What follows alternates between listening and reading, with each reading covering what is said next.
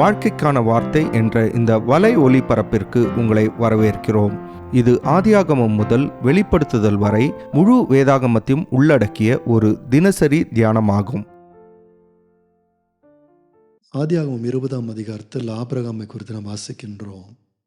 இங்கே ஆபிரகாம் மறுபடியும் ஒரு பெரிய தவறை செய்கின்றார்.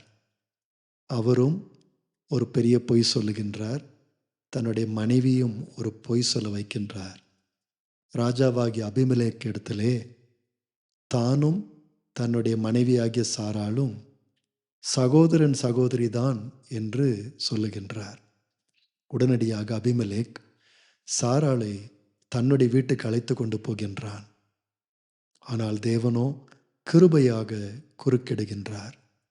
அபிமெலேக் சாராள் மேல் தன்னுடைய கையை போடும் முன்பதாக தேவன் அவனுக்கு ஒரு சொப்பனத்தில் வந்து அவனை பயமுறுத்துகின்றார். அது மாத்திரமல்லாமல் அபிமெலேக்குடைய மனைவியையும் அவன் வீட்டில் இருக்கிற பெண்களையும் கர்த்தர் தண்டித்து அவர்கள் பிள்ளை பெற முடியாதபடிக்கு தடுத்து விடுகின்றார்.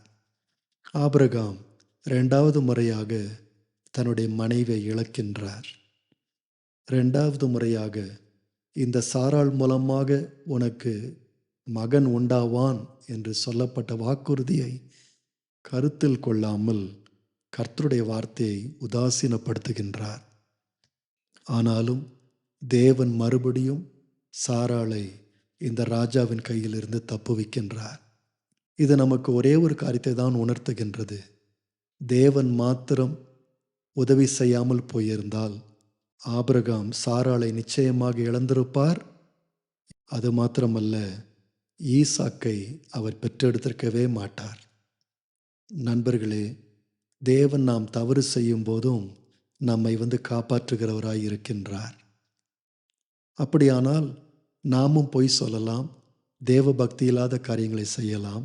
கடைசியில் தேவன் நம்மை காப்பாற்றி விடுதலையாக்குவார் என்ற அர்த்தமா? அப்படி அல்ல. நீங்களும் நானும் நம்முடைய பாவ கிரியைகளை வைத்து தேவனை சோதித்து பார்க்க முடியாது. தெரிந்தே தவறான காரியங்களை செய்து ஆண்டவரே என்னை காப்பாற்றும் என்று நாம் சொல்ல முடியாது. தேவன் உண்மையுள்ளவர்தான், கிருபையுள்ளவர்தான், உதவி செய்கிறவர்தான். ஆனால் நிச்சயமாக அவரை சாதாரணமாக நாம் எடுத்துக்கொள்ள முடியாது. ஆனாலும் ஒருவேளை இன்றைக்கு நாம் நம்முடைய வாழ்க்கையை உடைத்து போட்டிருப்போமானால் தேவனுடைய கிருபையையும் இரக்கத்தையும் நிச்சயமாய் நாம் கேட்கலாம்.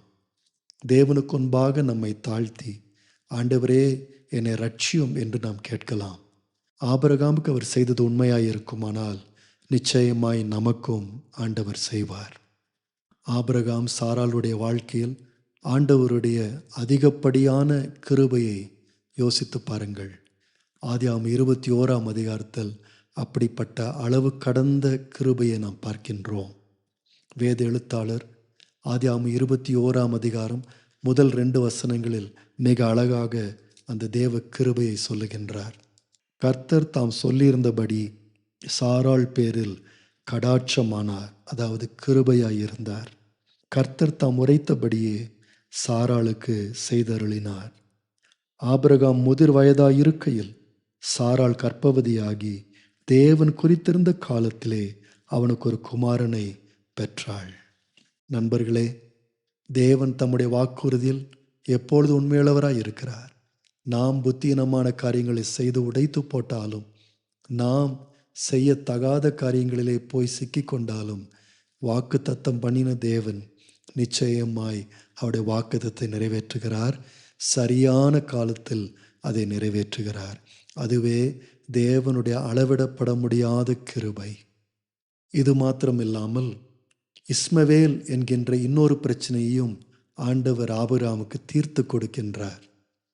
உங்களுக்கு ஞாபகம் இருக்கும், 16 ஆண்டுகளுக்கு முன்பதாக ஆபிரகாமும் சாராளும் ஒரு மிகப்பெரிய முட்டாள்தனமான காரியத்தை செய்தார்கள்.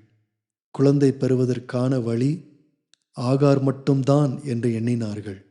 ஆனால் அந்த திட்டம் மிக மோசமாக முடிவடைந்தது. இப்பொழுது மறுபடியும் இஸ்மவேலாலே பிரச்சனை வந்துவிட்டது. இஸ்மவேல் புதிதாய் பிறந்த ஈசாக்கை கிண்டல் செய்தான், அவனை பார்த்து நகைத்தான். சாராள் உடனடியாக ஆபிரகாமை பார்த்து, அந்த அடிமை பெண்ணையும் அவன் மகனையும் இப்பொழுதே வெளியே அனுப்ப வேண்டும் என்று சொன்னாள். ஆபிரகாமுக்கு என்ன செய்வதென்றே தெரியவில்லை. அவரால் ஒன்றும் செய்ய முடியவில்லை. இந்த கட்டத்தில் தேவன் வந்து ஆபிரகாமுக்கு உதவி செய்தார். இஸ்மவேலையும் ஆகாரையும் நீ அனுப்பிவிடு என்று ஆண்டவர் ஆபிரகாமுக்கு கட்டளை கொடுத்தார். இது ஆபிரகாமுக்கு மிகவும் விசனமாய் இருந்தது. ஆனாலும் கர்த்தருக்கு கீழ்ப்படிந்து ஆகாரையும் இஸ்மவேலையும் அவர் அனுப்பிவிட்டார். வனாந்திரத்திலே தேவன் ஆகாரை கண்டுபிடித்து அவளை காப்பாற்றி அவள் மகனையும் காப்பாற்றி இஸ்மவேலை மிகவும் அதிகமாக ஆசீர்வதித்தார்.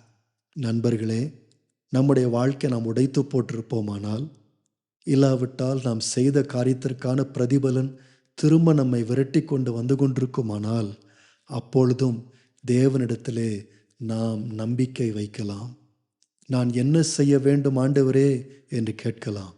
ஆண்டவர் ஆபிரகாமுக்கு சொல்லிக் கொடுத்தது போல நாமும் என்ன செய்ய வேண்டும் என்று சொல்லிக் கொடுப்பார். ஆனால் அவர் என்ன சொன்னாலும் அதை அப்படியே செய்வோமானால் தேவன் நிச்சயமாக அந்த பிரச்சனையை நமக்கு தீர்த்து கொடுப்பார். ஆபிரகாம் தீர்க்க முடியாத இன்னொரு பிரச்சனையும் இருந்தது.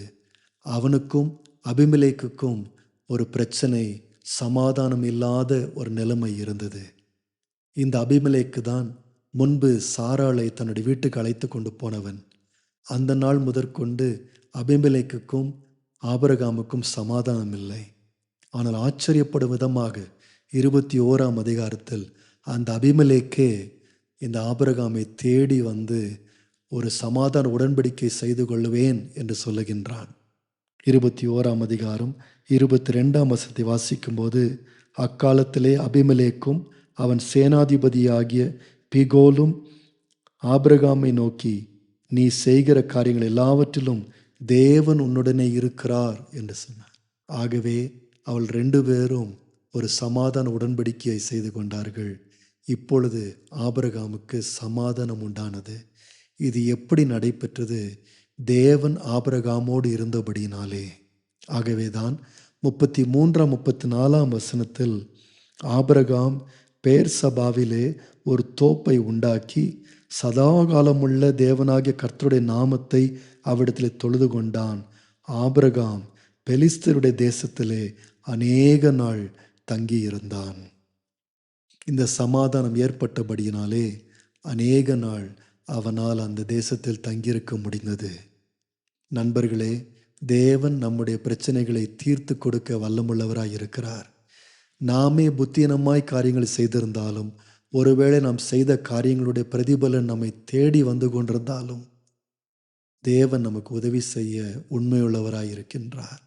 ஒருவேளை மற்றவர்களோடு இருக்கின்ற சமாதானம் கெட்டு போயிருந்தாலும் தேவன் நமக்கு உதவி செய்வார்.